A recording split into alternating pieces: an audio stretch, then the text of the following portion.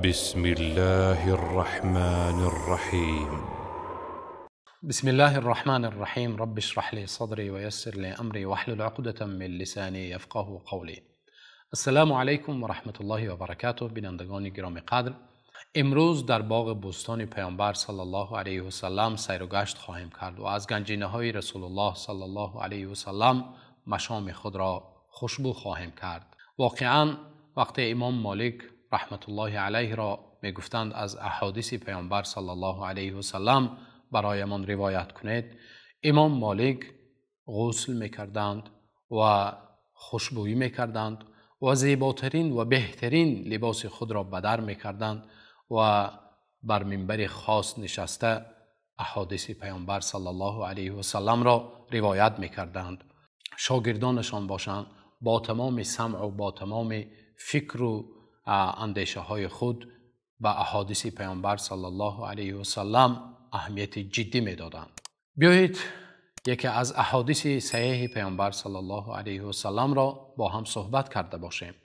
امام بخاری و امام مسلم رحمت الله علیهما از ابو هریره رضی الله عنه روایت میکنند که پیامبر صلی الله علیه و سلم فرمودند: قال رجل لأتصدقن بصدقه. مرد از بنی اسرائیل گفت امشب حتما صدقه خواهم کرد. فتصدق فوضع صدقته على يد سارق فاصبحوا يتحدثون. برآمد صدقه خود را، خیرات خود را گرفت، خیرات کرد که خیرات او به دست یک دزد افتاد. صبح می شود که مردم گفتند فلانی امشب به یک دزد خیرات کرده است. گفت اللهم لك الحمد على سارق. گفت الحمدلله، شکر میگم که من با نیت نیک خیرات کرده بودم، اما خیرات من، صدقه من به دست یک دزد افتاد. لا تصدقن بصدقه. گفت امشب هم باشد خیرات میکنم. ناامید نشد و نیت نیک کرد و گفت خیرات میکنم. فخرج فتصدق فوضعها في يد زانیه. برآمد خیرات کرد، خیرات او به دست یک زیناکار، زنی زیناکار، به یک فاحشه افتاد. فاصبحوا يتحدثون تصدق الليل على زانیه. مردم وقتی صبح می شود خیستند و گفتند امشب فلانی به یک زنی فاحشه، به یک زنی زیناکار خیرات کرده است.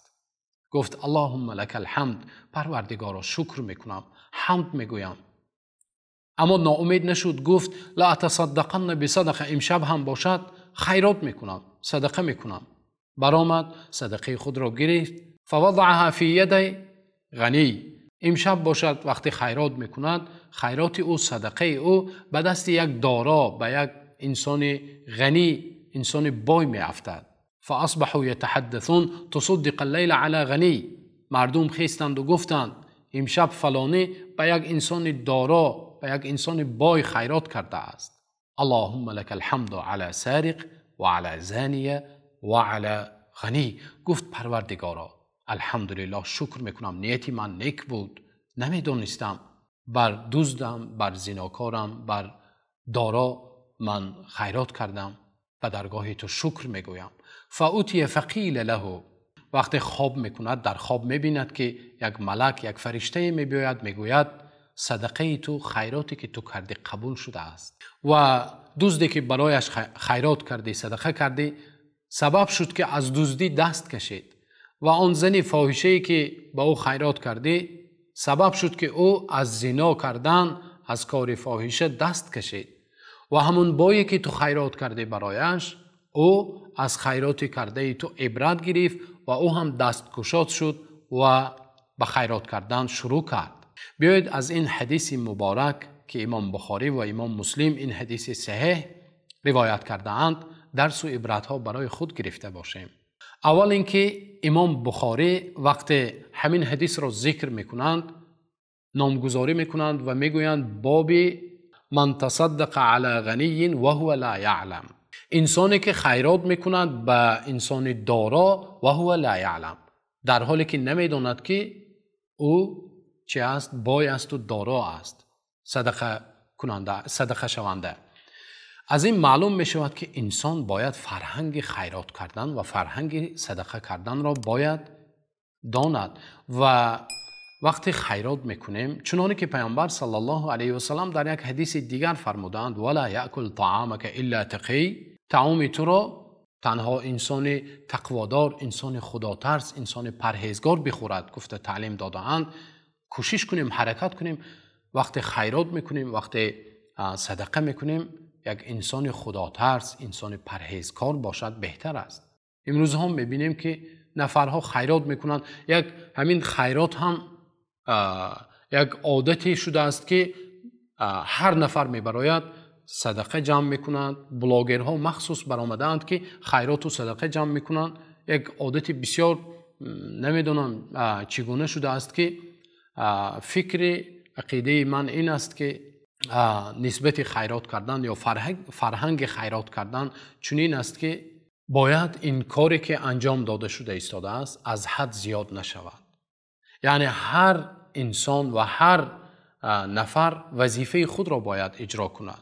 این خیرات هایی که مبلغ هایی که داده می شود، اگر مثال زنیم به مثال یاری تعجیلی هستند. یعنی تصور کنید در یک کشور یاری تعجیلی بسیار زیاد است اما بیمارخانه ها نیستند. وقتی بیمارخانه نباشد، خود یاری تعجیلی به انسان های مریض، به انسان های بیمار چی کمک رسانیده می تواند؟ یعنی ما باید بیمارخانه ها رو زیاد کنیم و بیمارخانه ها رو قوی تر کنیم.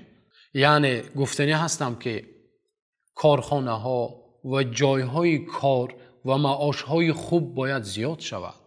انسان وقتی جای کار نمی یابد، انسان وقتی معاش درست نمی یابد، این خیرات ها چی برایش فایده میکنند؟ برای همین فرهنگ خیرات کردن، فرهنگ صدقه کردن را امروز ما باید بیاموزیم و چقدر خیرات ما و شما نفعش، فایدهش، منفعتش بیشتر گردد همون قدر بهتر است. خب این یک درس اوله بود. باز یک درس دیگر یا عبرت دیگر از این روایت، از این حدیث پیامبر صلی الله علیه و سلم چنین است که مردم همیشه گپ میزنند، مردم همیشه سخن میکنند، مردم همیشه با قیل و قال مشغول میشوند. چنانه که این مرد را دیدیم، مرد بنی اسرائیل وقتی یک کار را انجام داد، مردم در حال برآمدند گفتند ای فلان کار کرد، بیسمدان کار کرد. برای همین انسان نباید به قیل و قال، نباید به گفته های مردم اهمیت داده باشد. ما و شما کوشش کنیم به ارزش ها و به پرینسیپ های دین خود، شریعت خود پایبند باشیم. این باز یک درس دیگر از این حدیث مبارک پیامبر صلی الله علیه و سلم بود. اینچنین ما و شما بسیار مردم عادتاً به ظاهر اهمیت میدهند. نباید که هر چیزی که در ظاهر عیان است ما با آن فریفته شویم. گاها ظاهر ما و شما را فریفته میکند. برای همین ببینید یک انسان وقتی خیرات کرد سبب هدایت یافتن چند نفرها شد. امروز ما و شما مخصوصاً انسانهای دیندار، انسانهایی که یک چیز خداوند برایشان نعمت هدایت را ارزانی فرموده‌اند، باید ما و شما با راه‌های بهترین، با وسیله‌های بهترین نمونه عبرت برای دیگران باشیم.